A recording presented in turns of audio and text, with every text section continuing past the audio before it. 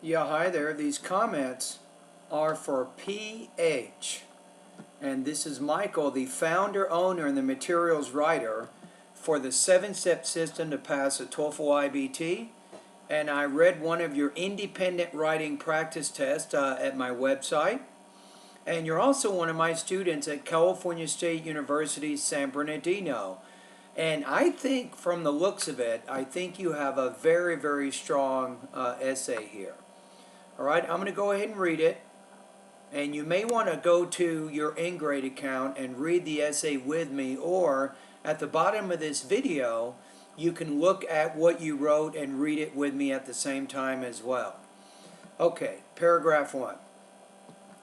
You say, at most schools and universities, students have a choice to choose whether to live on or off campus if schools or universities are far away from their hometowns and decide to choose their own roommates.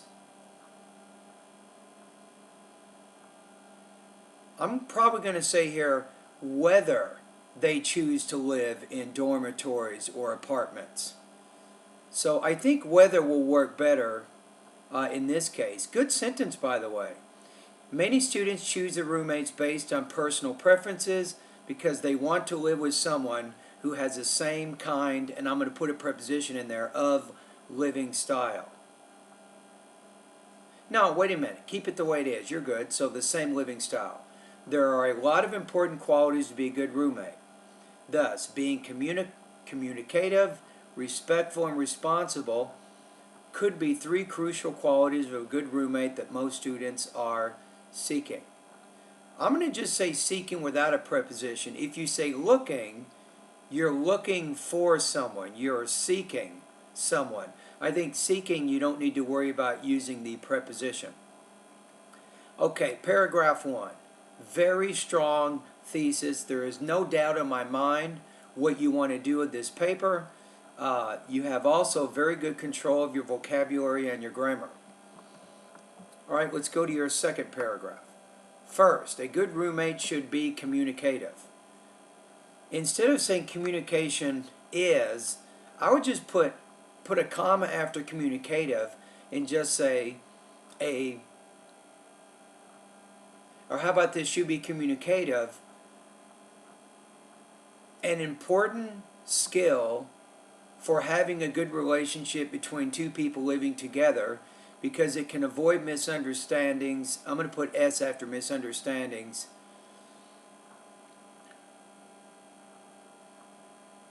I'm going to probably just stop it there. In any kinds of situation, you can just say it avoids misunderstandings.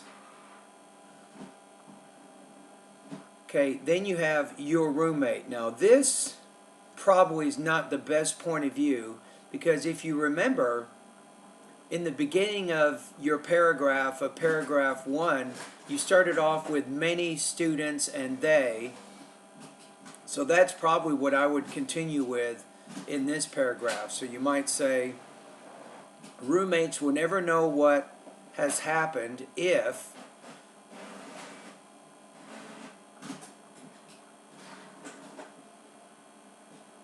their other roommate always keeps his or her feelings during disagreements, for example. Moreover, it would be better to talk about the rules of living together, and then maybe instead of saying this, say which will alleviate any possible problems with a roommate. So you see what I'm trying to do? What I'm trying to do here is to get rid of the you point of view. I don't think the you point of view is the best point of view to use in this type of writing. Usually with the you point of view, PH, you're trying to give direct instructions to your audience, or you're somehow trying to involve your audience in what you're doing. And then you say, consequently, a good relationship can be well done if we have a great communicative skill with our roommates. Okay, so in this particular paragraph, I think the biggest issue is your pronoun shift. You start off the paragraph with a good roommate. Then you start talking about 2 people. Then you get into your or you, that point of view. And then near the end of the paragraph, you get into what's called the we point of view. So there's too many shifts in points of view in this particular paragraph. All right, let's keep going. Paragraph 3, you say. Second, being respectful can be one reason of being a qualified roommate. Normally,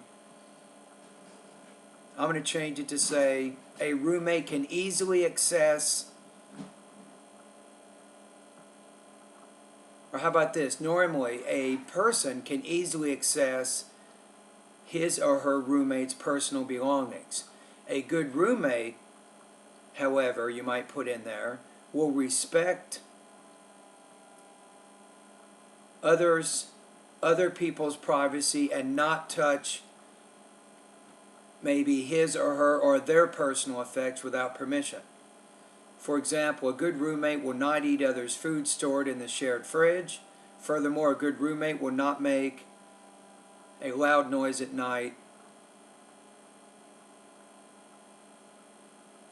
when someone else is doing his or her homework. Hence, the respect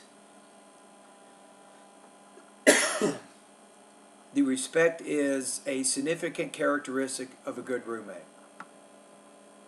Okay, your final paragraph, and this is very strong. You have a great transition sentence here. You say, in addition to being communicative and respectful, a good roommate should be responsible. The roommate who, you wanted to use singular, who pays the S, all the bills on time every month, will not cause any adverse effects to others.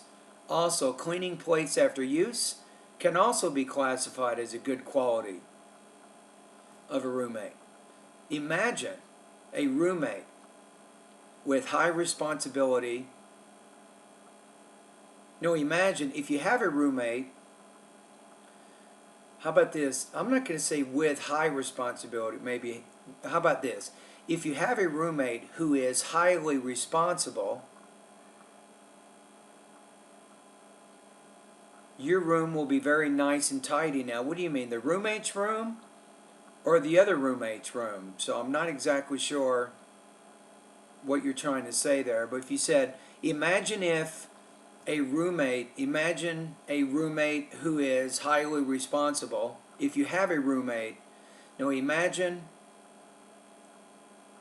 if a person has a roommate who is highly responsible, you might say his or her room will be nice and tidy.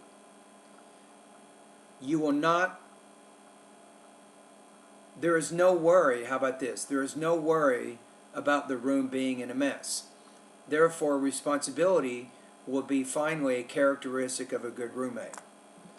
All right, let's take a look at it now and see what we have. So, if I look at the rubrics, I think I have a pretty good idea how I can score this essay. Let's go take a look at it. We have to look at a lot of things here. So, I think you're actually in pretty good shape. I think your grammar is pretty strong. The only thing you want to worry about, you might want to type in these keywords. It's called appropriate point of view. How about this? Type in these keywords. Using the appropriate point of view in academic writing.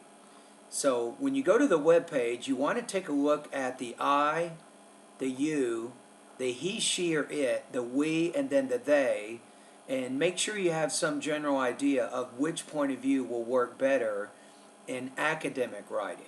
So I think you can use the third person point of view a lot better than the you point of view you're trying to use in this particular essay.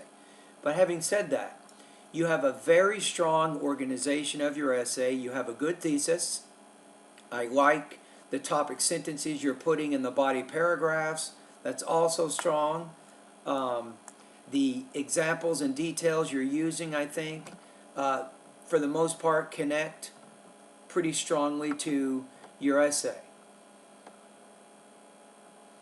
Now, the one thing I was having a little bit of trouble with, that final paragraph, you're talking about being responsible. So the first example is paying the bills.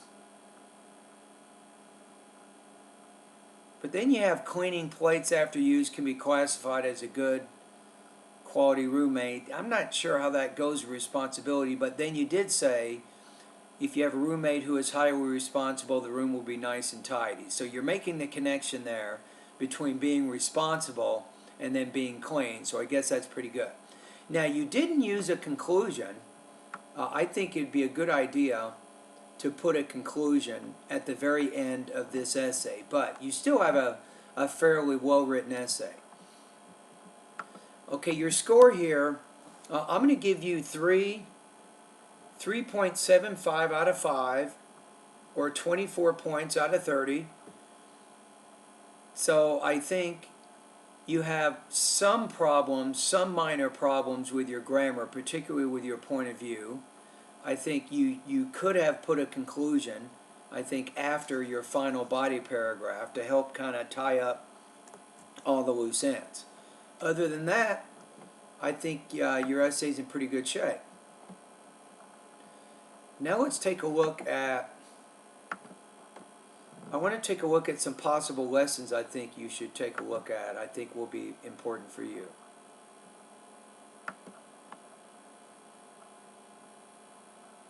Okay, I'm going to go over to the course. I'm going to go directly to the writing section.